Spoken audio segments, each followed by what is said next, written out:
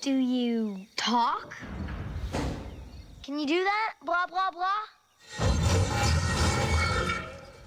One of the most important steps in bringing the Iron Giant to the screen was the actual recording of our voices in character. And that's not always as easy as it looks. Rock. Good. Half the movie experience is sound. Sound has a great deal of impact on how you perceive a film.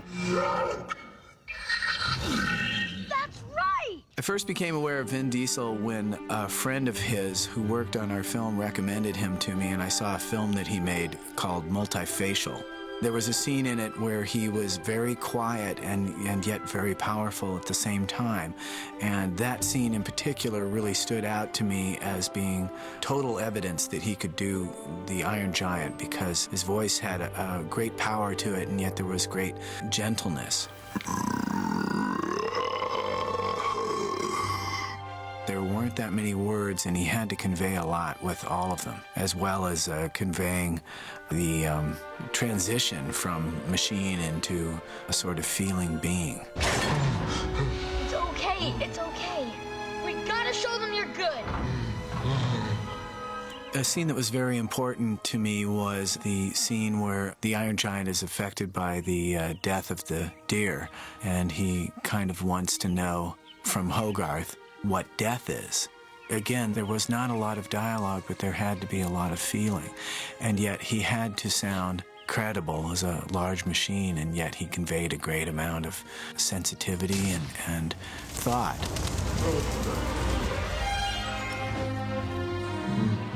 It's dead. It was kind of a tough scene to pull off because it was so minimalistic, and being simple is one of the most difficult things. Vin did a great job with it. I've always wanted to be a part of the animation world, and the only way that I could do it was by lending my voice as an actor. And that's why it was like a dream come true for me to be the Iron Giant. Yes, I was born right down there.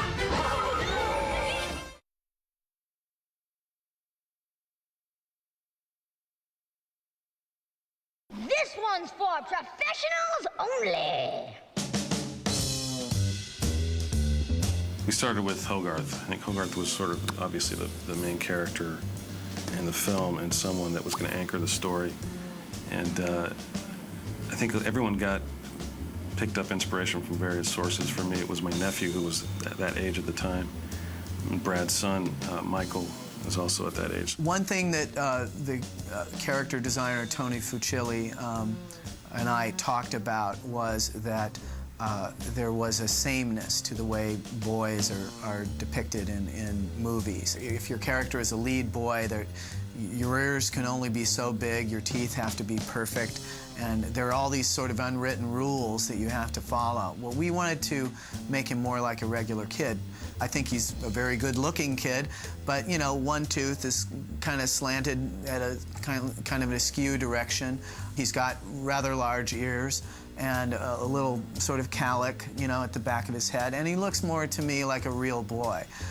So I think that was the thing about Hogarth, one of the things that I liked very much. He's also got a very skinny body, and his head seems a little large and round for it, but I think it's that blend of awkwardness and grace that a boy of that age has. You know, that character of Hogarth I love, also because he's a child, but he's also the parent. You know, he is the person who teaches the Iron Giant how to be a good person.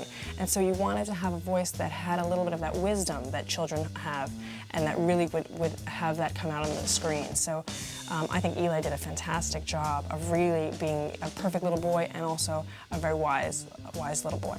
Welcome to downtown Coolsville. Population, us.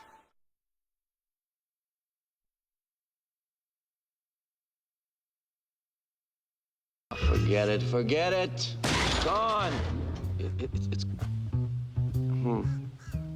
That's not bad.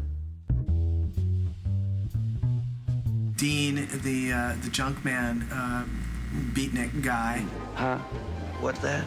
is an amalgam of all the people that I admired when I was growing up. People that had a loose, sort of fresh look at life, who seemed to be comfortable in their own skin, and yet, you know, were very different than the people around them. I think Harry Connick Jr. was a fantastic choice because he, again, was supposed to be an outsider. He was someone from a different place. He wasn't from the town. So having that fantastic New Orleans accent and just the way that he's so smooth and so cool, it was such a nice contrast to the way that everybody else spoke that lived in the town. You're not gonna call my mom, are you? She doesn't know I'm out. Don't worry, kid. Look, it's not my style to report a guy to the authorities.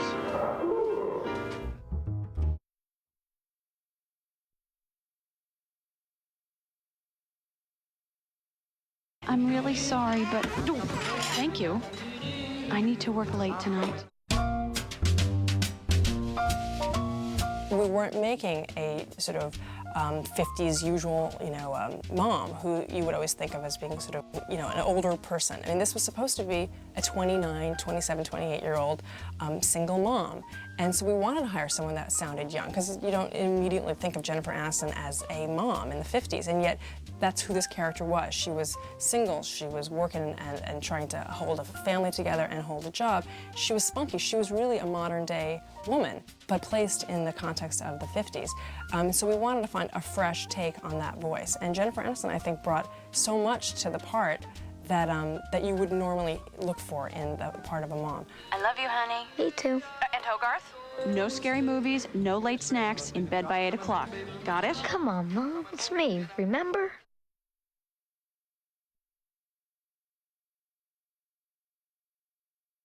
While you're snoozing in your wooded jammies, back in Washington, we're wide awake and worried. With Kent, there's something about exaggerating the features of the prototypical handsome guy from the 50s, the big chin, the big perfect teeth, and the sweeping forehead with the perfectly coiffed hair. It's kind of a mocking caricature of this pompous, perfect guy. There were certain characters that Brad had very specific people in mind when he wrote the part. So certainly Kent Mansley, he had always envisioned Chris McDonald as the part, and he was born to play that role. Looking at the tape of Chris McDonald was very helpful. Seeing his facial expressions and seeing how he acted the scenes, seeing how he delivered the lines, just not basically to copy his facial expressions, but more to get a real feeling of how he approached the character. And somehow through some kind of osmosis, you kind of, it'll come back out again into the paper. I'm fine. You know, this sort of thing is why it's so important to really chew your food.